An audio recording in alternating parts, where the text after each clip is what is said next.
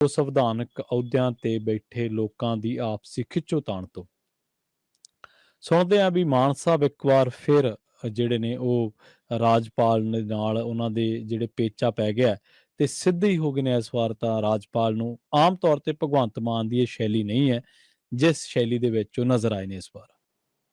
ਹਾਂ ਦੇਖੋ, ਜਿਹੜੀ ਸ਼ੈਲੀ ਤੁਸੀਂ ਕਹਿੰਦੇ ਹੋ ਭਗਵੰਤ ਮਾਨ ਦੀ ਨਹੀਂ ਹੈ, ਪਰ ਇਹ ਸ਼ੈਲੀ ਪੰਜਾਬ ਨੂੰ ਪਸੰਦ ਆਉਂਦੀ ਹੈ।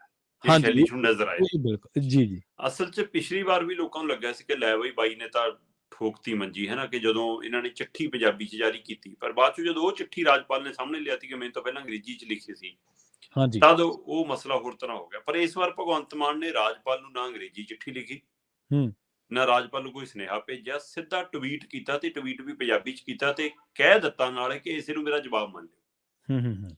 ਅਸਲ 'ਚ ਪ੍ਰਵੀਨ ਜੀ, ਪਿਛਲੇ ਦਿਨਾਂ 'ਚ ਸਿੰਗਾਪੁਰ ਜਿਹੜੇ ਪ੍ਰਿੰਸੀਪਲ ਗਏ ਨੇ, ਉਹਨਾਂ ਦੀ ਚੋਣ ਨੂੰ ਲੈ ਕੇ, ਉਹਨਾਂ ਦੇ ਖਰਚਿਆਂ ਨੂੰ ਲੈ ਕੇ, ਉਹਨਾਂ ਦੇ ਰਹਿਣ ਖਾਣ ਪੀਣ ਨੂੰ ਲੈ ਕੇ ਉਹਦਾ ਹਿਸਾਬ ਕਿਤਾਬ ਰਾਜਪਾਲ ਨੇ ਮੰਗ ਲਿਆ। ਤੇ ਜਦੋਂ ਹਿਸਾਬ ਕਿਤਾਬ ਮੰਗ ਲਿਆ ਤੇ ਫਿਰ ਔਖੇ ਹੋ ਗਏ ਕਿ ਮੇਰੀ ਚਿੱਠੀਆਂ ਦਾ ਤੁਸੀਂ ਜਵਾਬ ਨਹੀਂ ਦਿੰਦੇ, ਮੈਂ ਪਹਿਲਾਂ ਵੀ ਚਿੱਠੀਆਂ ਲਿਖੀਆਂ, ਮੈਨੂੰ ਪੁਰਾਣਾ ਹਿਸਾਬ ਵੀ ਨਹੀਂ ਦਿੱਤਾ ਹੈ ਨਾ, ਤੁਹਾਡੇ ਤੇ ਮੈਂ ਕਾਨੂੰਨੀ ਤਹਿਤ ਫਿਰ ਕਾਰਵਾਈ ਕਰ ਸਕਦਾ, ਮੈਂ ਕਾਨੂੰਨ ਦਾ ਸਹਾਰਾ ਲੈ ਸਕਦਾ। ਸੋ ਇੱਕ ਤਰ੍ਹਾਂ ਨਾਲ ਰਾਜਪਾਲ ਨੇ ਸਿੱਧੀ ਪੰਜਾਬ ਸਰਕਾਰ ਨੂੰ ਧਮਕੀ ਦਿੱਤੀ। ਤੇ ਇਹ ਫਿਰ ਮਤਲਬ ਕਿ ਏਦਾਂ ਸਰਕਾਰਾਂ ਦੇ ਵਿੱਚ ਤੁਸੀਂ ਤਾਲਮੇਲ ਬਣਾ ਕੇ ਨਹੀਂ ਚੱਲੋਗੇ ਤਾਂ ਇਹ ਤਾਂ ਥੋੜਾ ਟੱਕਰਾ ਵਧੇਗਾ ਹੀ ਵਧੇਗਾ। ਤੇ ਫਿਰ ਭਗਵੰਤ ਮਾਨ ਵੀ ਮਤਲਬ ਕਿ ਉਸੇ ਰੰਗ 'ਚ ਆ ਗਏ ਜਿਹੜਾ ਰੰਗ ਪੰਜਾਬੀ ਭਾਲਦੇ ਸੀ ਕਿ ਹਾਂ ਬਾਈ ਐਂ ਹੋਗਾ, ਹੋਣਾ ਪਊਗਾ। ਕਿਉਂਕਿ ਫਿਰ ਰਾਜਪਾਲ ਹੋਰਾਂ ਦੇ ਉਸ ਚਿੱਠੀ ਦੇ ਜਵਾਬ ਦੇ ਵਿੱਚ ਜਾਂ ਉਹ ਮੰਗਾਂ ਦੇ ਜਵਾਬ ਦੇ ਵਿੱਚ ਭਗਵੰਤ ਮਾਨ ਨੇ ਟਵੀਟ ਪੰਜਾਬੀ 'ਚ ਕੀਤਾ। ਹੁਣ ਰਾਜਪਾਲ ਪੜ੍ਹਾ ਲਵੇ, ਜੇ ਉਹਨਾਂ ਨੂੰ ਨਹੀਂ ਆਉਂਦਾ ਕਹਿੰਦੇ ਕਿ ਉਲਥਾ ਕਰਾ ਲਓ ਕਿਸੇ ਤੋਂ ਬਾਈ, ਹੈ ਨਾ। ਉਹ ਸਿੱਧਾ ਲਿਖਿਆ, ਕਹਿੰਦੇ ਮਾਣਯੋਗ ਰਾਜਪਾਲ ਸਾਹਿਬ, ਇਹ ਟਵੀਟ 'ਚ ਲਿਖ ਰਹੇ ਨੇ, ਜੀ ਮਾਣਯੋਗ ਰਾਜਪਾਲ ਸਾਹਿਬ, ਤੁਹਾਡੀ ਚਿੱਠੀ ਮੀਡੀਆ ਜਰੀਏ ਮਿਲੀ। ਮਤਲਬ ਉਹਨਾਂ ਨੇ ਵੀ ਇਹ ਕਹਿਤਾ ਕਿ ਸਾਨੂੰ ਮਿਲੀ ਨਹੀਂ ਤੁਹਾਡੀ ਚਿੱਠੀ, ਹੈ ਨਾ। ਇਹ ਜਤਾਇਆ ਕਿ ਜਵਾਬ ਤਾਂ ਸਾਨੂੰ ਮਿਲੀ ਹੋਵੇ। ਹੁਣ ਇਹ ਪਤਾ ਨਹੀਂ ਰਿਸੀਵ ਕੀਤੀ ਜਾਂ ਨਹੀਂ, ਮਤਲਬ ਕਿ ਉਹ ਕਹਿੰਦੇ ਮਾਣਯੋਗ ਰਾਜਪਾਲ ਸਾਹਿਬ, ਤੁਹਾਡੀ ਚਿੱਠੀ ਸਾਨੂੰ ਮੀਡੀਆ ਜਰੀਏ ਮਿਲੀ ਹੈ। ਜਿੰਨੇ ਵੀ ਚਿੱਠੀ ਵਿੱਚ ਵਿਸ਼ੇ ਲਿਖੇ ਨੇ ਉਹ ਸਾਰੇ ਸਟੇਟ ਦੇ ਵਿਸ਼ੇ ਹਨ। ਮੈਂ ਅਤੇ ਮੇਰੀ ਸਰਕਾਰ ਸੰਵਿਧਾਨ ਅਨੁਸਾਰ 3 ਕਰੋੜ ਪੰਜਾਬੀਆਂ ਨੂੰ ਜਵਾਬਦੇਹ ਹੈ, ਨਾ ਕਿ ਕੇਂਦਰ ਸਰਕਾਰ ਦੁਆਰਾ ਨਿਯੁਕਤ ਕੀਤੇ ਕਿਸੇ ਰਾਜਪਾਲ ਨੂੰ। ਇਸ ਨੂੰ ਮੇਰਾ ਜਵਾਬ ਸਮਝੋ ਜੀ। ਸੋ ਇਸ ਲਈ ਆਹ ਜਿਹੜਾ ਸਵਾਲ ਹੈ ਇਹਨੇ ਸਾਫ਼ ਕਰਤਾ ਪ੍ਰਵੀਨ ਜੀ ਕਿ ਹੁਣ ਪੰਜਾਬ ਸਰਕਾਰ ਦੇ ਵਿੱਚ ਔਰ ਰਾਜਪਾਲ ਦੇ ਵਿੱਚ ਤੁਹਾਨੂੰ ਬਿਲਕੁਲ ਉਹੀ ਦ੍ਰਿਸ਼ ਦੇਖਣ ਨੂੰ ਮਿਲੇਗਾ ਜੋ ਦਿੱਲੀ ਦੇ ਵਿੱਚ LG ਔਰ ਕੇਜਰੀਵਾਲ ਦੇ ਵਿੱਚ ਦੇਖਣ ਨੂੰ ਮਿਲਦਾ। ਸੋ ਪਿਛਲੇ ਕੁਝ 2-3 ਟਕਰਾਅ ਜਿਹੜੇ ਪਿਛਲੇ ਦੌਰ 'ਚ ਹੋਏ, ਚਾਹੇ ਉਹ ਤੁਸੀਂ ਕਹਿ ਲਓ ਕਿ ਜਿਹੜਾ ਵਿਸ਼ੇਸ਼ ਸੈਸ਼ਨ ਬੁਲਾਉਣ ਨੂੰ ਲੈ ਕੇ ਹੋਇਆ ਸੀ, ਉਸ ਨੂੰ ਲੈ ਕੇ ਖਿੱਚੋਤਾਣ ਵਧੀ ਸੀ, ਜਾਂ ਯੂਨੀਵਰਸਿਟੀ ਦੇ ਵਾਈਸ ਚਾਂਸਲਰ ਨੂੰ ਲੈ ਕੇ, ਚਾਹੇ ਬਾਬਾ ਫਰੀਦ ਵਾਲਾ ਮਾਮਲਾ, ਚਾਹੇ ਗੁਰੂ ਨਾਨਕ ਦੇਵ ਯੂਨੀਵਰਸਿਟੀ ਵਾਲਾ ਮਾਮਲਾ, ਉਹ ਉਸ ਮਾਮਲੇ 'ਚ ਤਲਖੀ ਵਧੀ ਸੀ। ਇਹਨਾਂ ਸਾਰੇ ਪਹਿਲੂਆਂ ਦੇ ਦੌਰਾਨ ਆਪਾਂ ਗੱਲ ਕਰਦੇ ਰਹੇ ਹਾਂ ਕਿ ਇਹ ਭਾਈ ਮਤਲਬ ਉਹਦੀ ਫੁੱਟਸਟੇਟ ਕਾਪੀ ਵਾਲਾ ਕੰਮ ਹੋ ਰਿਹਾ। ਜੋ ਕੁਛ ਉੱਥੇ ਮੁੱਖ ਮੰਤਰੀ ਔਰ ਉਪ ਰਾਜਪਾਲ ਦੇ ਵਿਚਾਲੇ ਉਹੀ ਕੁਛ ਪੰਜਾਬ 'ਚ ਹੋ ਰਿਹਾ। ਔਰ ਇਹ ਪਹਿਲੀ ਵਾਰ ਹੈ ਲਗਭਗ ਕਿ ਭਾਜਪਾ ਦੇ ਰਾਜਪਾਲ ਜ਼ਿਆਦਾਤਰ ਉਹਨਾਂ ਸੂਬਿਆਂ ਦੇ ਵਿੱਚ ਬਹੁਤ ਜ਼ਿਆਦਾ ਤੰਗ ਕਰ ਰਹੇ ਨੇ ਸਰਕਾਰਾਂ ਨੂੰ, ਕੰਮ ਕਰਨ ਤੋਂ ਅੜਿੱਕਾ ਡਾ ਰਹੇ ਨੇ ਜਿੱਥੇ BJP ਜਾਂ ਉਹਨਾਂ ਦੇ ਸਹਿਯੋਗੀਆਂ ਦੀ ਸਰਕਾਰ ਨਹੀਂ ਹੈ। ਸੋ ਇੱਕ ਪਾਸੇ ਅੰਦਰ ਖਾਤੇ ਕੇਜਰੀਵਾਲ ਨੂੰ ਆਪਣੀ ਨੀਤੀਆਂ ਦੇ ਅਨੁਸਾਰ ਕਹਿ ਲਓ ਕਿ ਆਪਣੀਆਂ ਜਿਹੜਾ ਉਹਨਾਂ ਦਾ ਸੰਘੀ ਢਾਂਚਾ ਉਹਦੇ ਹਿਸਾਬ ਨਾਲ ਚਲਾਉਣ ਦੀ ਵੀ ਕੋਸ਼ਿਸ਼ ਹੁੰਦੀ ਆ, ਮਨਾਉਣ ਦਾ ਤਰੀਕਾ ਹੈ, ਜਾਂ ਉਸਨੂੰ ਆਪਣੇ ਲਈ ਹਥਿਆਰ ਵਜੋਂ ਕਿਤੇ ਚੋਣਾਂ 'ਚ ਵਰਤਣ ਦਾ ਤਰੀਕਾ ਵੀ ਹੈਗਾ। ਦੂਏ ਪਾਸੇ ਆ ਕੁੰਡੀ ਫਸਾ ਕੇ ਵੀ ਰੱਖਣੀ ਹੈ।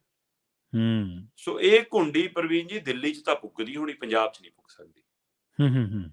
ਸੋ ਪੰਜਾਬ ਦੇ ਲੋਕ, ਪੰਜਾਬ ਦੇ ਵੋਟਰ ਸਰਕਾਰ ਤੋਂ, ਉਹਨਾਂ ਦੇ ਕੰਮਾਂ ਤੋਂ ਨਾਰਾਜ਼ ਹੋ ਸਕਦੇ ਨੇ, ਭਗਵੰਤ ਮਾਨ ਦੇ ਮੰਤਰੀਆਂ ਤੋਂ ਨਾਰਾਜ਼ ਹੋ ਸਕਦੇ ਨੇ, ਪਰ ਜਦੋਂ ਕੋਈ ਸਿੱਧਾ ਪੰਜਾਬ ਨੂੰ ਕੋਈ ਬਾਹਰ ਲਾ ਕੇ ਚੈਲੰਜ ਕਰਦਾ ਫਿਰ ਮਨਜ਼ੂਰ ਨਹੀਂ ਕਰਦੇ। ਸੋ ਜੇ ਰਾਜਪਾਲ ਐਂ ਚਲਾਉਣ ਦੀ ਕੋਸ਼ਿਸ਼ ਕਰਨਗੇ ਕਿ ਹਾਂ ਮੈਂ ਡਿਕਟੇਟਰ ਹੋ ਕੇ ਚਲਾ ਲੂੰਗਾ, ਮਤਲਬ ਆਪਣੇ ਬੰਦੇ ਤਾਂ ਰਾਘਵ ਚੱਡਾ ਨੂੰ ਨਹੀਂ ਮਤਲਬ ਮੰਨ ਕੇ ਰਾਜੀ, ਹੈ ਨਾ, ਜਿਹੜਾ ਸਰਕਾਰ ਦੇ ਵਿੱਚ ਆ। ਤੇ ਫਿਰ ਰਾਜਪਾਲ ਦਾ ਮਸਲਾ ਤਾਂ ਸਿੱਧਾ ਪਤਾ ਲੱਗਦਾ ਕਿ BJP ਦੀ ਆ। ਸੋ ਇੱਥੇ ਹੁਣ ਪੇਚਾ 5-6 ਮੁੱਦਿਆਂ ਤੇ ਫਸਿਆ ਪ੍ਰਵੀਨ ਜੀ। ਪਹਿਲਾ ਮੁੱਦਾ ਤਾਂ ਹੈ ਕਹਿੰਦੇ ਪ੍ਰਿੰਸੀਪਲਾਂ ਨੂੰ ਸਿੰਗਾਪੁਰ ਭੇਜਣ ਵਾਲਾ ਮਾਮਲਾ। ਉਹਦੀ ਕਹਿੰਦੇ ਕਿ ਪੂਰੀ ਮੈਨੂੰ ਰਿਪੋਰਟ ਦਿਓ, ਤੁਸੀਂ ਕਿਵੇਂ ਭੇਜੇ, ਕਿਵੇਂ ਚੋਣ ਕੀਤੀ, ਉਹਨਾਂ ਦੀ ਕਿਹੜਾ ਆਧਾਰ ਬਣਾਇਆ, ਕਿਹੜੀ ਟ੍ਰੇਨਿੰਗ ਲੈ ਕੇ ਆਏ ਨੇ, ਕਿੰਨਾ ਖਰਚਾ ਕੀਤਾ ਤੁਸੀਂ, ਕਿੰਨਾ ਖਾਤਾ ਕੀਤਾ, ਠੀਕ ਆ, ਉਹ ਸਭ ਪੁੱਛਿਆ। ਦੂਜਾ ਕਹਿੰਦੇ ਜੀ ਪੰਜਾਬ ਦੀ ਸੂਚਨਾ ਤੇ ਸੰਚਾਰ ਟੈਕਨੋਲੋਜੀ ਕਾਰਪੋਰੇਸ਼ਨ ਦੇ ਚੇਅਰਮੈਨ ਜਵੰਦਾ ਹੋਣ ਵਾਲਾ ਮਾਮਲਾ। ਜਵੰਦਾ ਵਾਲਾ ਮਾਮਲੇ ਦੀ ਨਿਯੁਕਤੀ ਨੂੰ ਲੈ ਕੇ ਖਾਸਾ ਵਿਵਾਦ ਆ ਪ੍ਰਵੀਨ ਜੀ, ਉਹ ਵੱਡਾ ਵਿਵਾਦ ਆ। ਉਹ ਕਹਿੰਦੇ ਕਿ ਉਹਨਾਂ ਦੇ ਉੱਤੇ ਮਤਲਬ ਜਿਹੜਾ ਰਾਜਪਾਲ ਨੇ ਜਿਹੜਾ ਸਵਾਲ ਖੜਾ ਕੀਤਾ, ਉਹ ਕਹਿੰਦੇ ਕਿ ਵੀ ਉਹਦੇ ਉੱਤੇ ਕਬਜ਼ਿਆਂ ਦਾ, ਹੈ ਨਾ, ਉਹਦੇ ਉੱਤੇ ਕਿੰਨੇ ਤਰ੍ਹਾਂ ਦੇ ਅਜਿਹੇ ਦੋਸ਼ ਲੱਗਦੇ ਨੇ। ਸੋ ਤੁਸੀਂ ਅਜਿਹੇ ਬੰਦੇ ਨੂੰ ਕਹਿੰਦੇ ਚੱਕ ਕੇ ਮਤਲਬ ਕਿ ਤੁਸੀਂ ਅਹੁਦੇ ਦੇ ਰਹੇ ਹੋ ਤੇ ਲਾ ਵੀ ਇਹੋ ਜਿਹੀਆਂ ਥਾਵਾਂ ਤੇ ਰਹੇ ਹੋ ਜੀ। ਜਿੱਥੇ ਮਤਲਬ ਕਿ ਮੈਂ ਜਾਣਾ, ਜਿਵੇਂ ਤਿਰੰਗਾ ਲਹਿਰਾਉਣ ਜਾਣਾ ਹੈ ਨਾ, ਉਹ ਸਾਰਾ। ਸੋ ਇਸੇ ਤਰ੍ਹਾਂ ਵਜ਼ੀਫਿਆਂ ਵਾਲੇ ਮਾਮਲੇ ਦੇ ਵਿੱਚ ਪੜ੍ਹਾਈ ਵਾਲਾ ਮਾਮਲਾ, ਉਹ ਪੰਜਾਬ ਸਰਕਾਰ ਦੀ, ਮੇਰਾ ਖਿਆਲ ਆਪਾਂ ਪਹਿਲਾਂ ਵੀ ਗੱਲ ਕਰ ਰਹੇ ਕਿ ਆਉਂਦੇ ਸਮੇਂ ਦੇ ਵਿੱਚ ਉਹ ਮਾਮਲਾ ਵੀ ਵੱਡਾ ਬਣ ਜਾਣਾ। ਸੋ ਪੰਜਾਬ ਠੀਕ ਹੈ। ਸਰਕਾਰ ਦੀ ਨਜ਼ਰ 'ਚ ਵੀ ਉਹ ਮਾਮਲਾ ਹੈਗਾ। ਫਿਰ ਇਸੇ ਤਰ੍ਹਾਂ IPS ਚਾਹਲ ਦੀ ਨਿਯੁਕਤੀ ਨੂੰ ਉਹਦੇ ਪਰ ਲੈ ਕੇ ਸਵਾਲ ਖੜਾ ਕੀਤਾ। ਇੱਥੋਂ ਤੱਕ ਕਿ ਜਿਹੜਾ ਨਵਲ ਅਗਰਵਾਲ ਹੈ, ਉਹਦੀ ਨਿਯੁਕਤੀ ਨੂੰ ਲੈ ਕੇ ਵੀ ਰਾਜਪਾਲ ਨੇ ਸਵਾਲ ਖੜੇ ਕੀਤੇ ਨੇ। ਸੋ ਜੀ। ਇਸੇ ਤਰ੍ਹਾਂ ਖੇਤੀਬਾੜੀ ਯੂਨੀਵਰਸਿਟੀ ਦੇ ਮਤਲਬ ਕਿ ਵਾਈਸ ਚਾਂਸਲਰ ਨੂੰ ਲੈ ਕੇ ਤੇ ਇਸੇ ਤਰ੍ਹਾਂ ਜਿਹੜੀ ਸਾਡੀ ਦੂਸਰੀ ਯੂਨੀਵਰਸਿਟੀ ਸੀ, ਬਾਬਾ ਫਰੀਦ ਯੂਨੀਵਰਸਿਟੀ, ਉਹਦੇ ਵਾਈਸ ਚਾਂਸਲਰ ਨੂੰ ਲੈ ਕੇ, ਸੋ ਇਹਨਾਂ ਹਾਂਜੀ। ਯੂਨੀਵਰਸਿਟੀਆਂ ਦੇ ਚਾਂਸਲਰਾਂ ਨੂੰ ਲੈ ਕੇ ਵੀ ਸੋ ਵਿਵਾਦ ਸਾਹਮਣੇ ਆ ਚੁੱਕਿਆ। ਸੋ ਇਹ ਪਹਿਲੂਆਂ ਨੂੰ ਆਧਾਰ ਬਣਾ ਕੇ ਰਾਜਪਾਲ ਨੇ ਲਿਖਿਆ। ਮਤਲਬ ਰਾਜਪਾਲ ਦੇ ਜਿਹੜੇ ਮੁੱਦੇ ਨੇ, ਉਹ ਬੇਸਿਕਲੀ ਮੁੱਦੇ ਤਾਂ ਠੀਕ ਹੈ ਕਿ ਤੁਹਾਨੂੰ ਲੱਗਦਾ ਕਿ ਇਹ ਮਾਮਲਿਆਂ ਤੇ ਸਰਕਾਰ ਦੀ ਸਪਸ਼ਟਤਾ ਹੋਣੀ ਚਾਹੀਦੀ ਹੈ, ਜਵਾਬ ਆਉਣਾ ਚਾਹੀਦਾ ਹੈ, ਪਰ ਜਿਹੜਾ ਠੀਕ ਹੈ। ਤਰੀਕਾ ਹੈ ਉਹ ਇਹ ਹੈ ਕਿ ਮੇਰੇ ਅਨੁਸਾਰ ਚੱਲੋ ਫਿਰ ਸਾਰਾ ਕੁਝ ਠੀਕ ਹੈ, ਤੁਸੀਂ ਮੇਰੇ ਕਹੇ ਅਨੁਸਾਰ ਨਹੀਂ ਚੱਲੋਗੇ ਤਾਂ ਨਹੀਂ ਠੀਕ ਹੈ। ਸੋ ਇਹ ਖਾਸ ਕਰਕੇ ਪੇਚ ਫਸਿਆ ਸੀ ਸਿੱਧਾ ਮਤਲਬ ਕਿ ਜਦੋਂ ਵਿਸ਼ੇਸ਼ ਸੈਸ਼ਨ ਬੁਲਾ ਰਹੀ ਸੀ ਪੰਜਾਬ ਸਰਕਾਰ ਉਸ ਤੋਂ, ਤੇ ਉਸ ਤੋਂ ਬਾਅਦ ਫਿਰ ਯੂਨੀਵਰਸਿਟੀਆਂ ਵਾਲੇ ਤੋਂ, ਤੇ ਆ ਹੁਣ ਵੱਧ ਕੇ ਇੱਥੇ ਆ ਗਿਆ। ਤੇ ਚਿੱਠੀ ਵਾਲੇ ਮਾਮਲੇ ਤੋਂ ਰਾਜਪਾਲ ਨਾਰਾਜ਼ ਜ਼ਿਆਦਾ ਹੋ ਗਏ ਸੀ ਜਦੋਂ ਅੰਗਰੇਜ਼ੀ ਚਿੱਠੀ ਉਹਨਾਂ ਨੂੰ ਭੇਜੀ ਜਵਾਬ 'ਚ, ਜਿਹਦੇ ਵਿੱਚ ਮਿੰਨਤ ਤਰਲਾ ਵਰਗਾ ਸੀ ਮੁੱਖ ਮੰਤਰੀ ਭਗਵੰਤ ਮਾਨ ਦਾ ਸੁਨੇਹਾ, ਤੇ ਪਰ ਜਿਹੜੀ ਪੰਜਾਬੀ ਨੂੰ ਜਾਰੀ ਕੀਤੀ ਉਹ 'ਚ ਲਲਕਾਰ ਵਰਗ ਸੀ। ਇਸ ਲਈ ਹੁਣ ਮੁੱਖ ਮੰਤਰੀ ਨੇ ਕਿਹਾ ਕਿ ਨਾ, ਹੁਣ ਇੱਕ ਪਾਸਾ ਹੀ ਹੋ ਜਾਣ ਦਿਓ। ਸੋ ਹੁਣ ਇੱਕ ਪਾਸਾ ਹੈ ਜੀ ਕਿ ਜਿਹੜਾ ਉਹਨਾਂ ਨੇ ਸਾਫ਼ ਕਹਿਤਾ ਕਿ ਮੈਂ ਕੇਂਦਰ ਵੱਲੋਂ ਨਿਯੁਕਤ ਕੀਤੇ ਗਏ ਰਾਜਪਾਲ ਨੂੰ ਜਵਾਬਦੇਹ ਨਹੀਂ ਹਾਂ, ਮੈਂ ਪੰਜਾਬ ਨੂੰ, ਪੰਜਾਬੀਆਂ ਨੂੰ, 3 ਕਰੋੜ ਪੰਜਾਬੀਆਂ ਨੂੰ ਜਵਾਬਦੇਹ ਹਾਂ। ਸੋ ਹੁਣ ਉਹਨਾਂ ਨੂੰ ਜਵਾਬ ਕੀ ਦੇਣਗੇ, ਉਹਨਾਂ ਦੇ ਕੰਮ, ਮਤਲਬ ਕਿ ਇਹਨਾਂ ਸਵਾਲਾਂ ਦੇ ਵੀ ਜਵਾਬ ਹੁਣ ਪੰਜਾਬ ਵੀ ਮੰਗੇਗਾ ਜੀ। ਸੋ ਇਹਦੇ ਵਿੱਚ ਕੋਈ ਸ਼ੱਕ ਨਹੀਂ, ਜਿਹੜੇ ਸਵਾਲ ਰਾਜਪਾਲ ਨੇ ਖੜੇ ਕਰਤੇ ਉਹਦਾ ਜਵਾਬ ਪੰਜਾਬ ਵੀ ਚਾਹੇਗਾ।